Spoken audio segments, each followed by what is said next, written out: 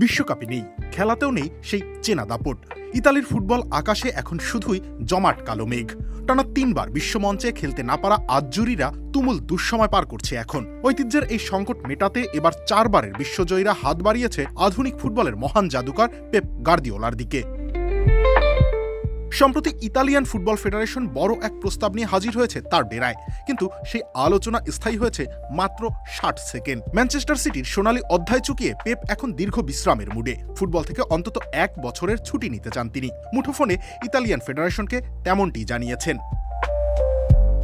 গাত্তুসোর বিদায়ের পর নীল শিবিরে চলছে আমূল সংস্কার। নতুন প্রেসিডেন্ট জিওভানি মালাগো বড় দায়িত্ব সঁপেছেন কিংবদন্তি পাওলো মালদিনি আর লিওনার্দোর কাঁধে। তাদের মিশন যে কোনো মূল্যে ইতালির জন্য একজন যোগ্য কাণ্ডারি খুঁজে বের করা। গার্দিওলা এই মুহূর্তে না বলে দিলেও জল্পনা থেমে নেই। অনেকে মনে করছেন পেপের জাদুকরী স্পর্শ পেতে 1 বছর অপেক্ষা করতেও রাজি ইতালি। তবে তাৎক্ষণিক বিকল্প হিসেবে আলোচনায় আছেন আন্দ্রে পিরলো, দৌড়ে আছেন অভিজ্ঞ অ্যান্তনিও কন্তে আর রবার্তো মানচিনির মতো কোচরাও।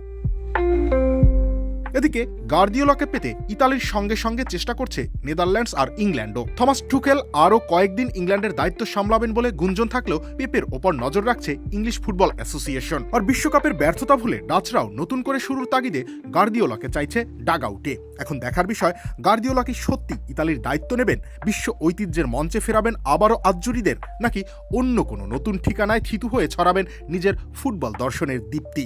সময় দেবে এই জবাব। রবিউল ইসলাম রনি, খেলা ৭১।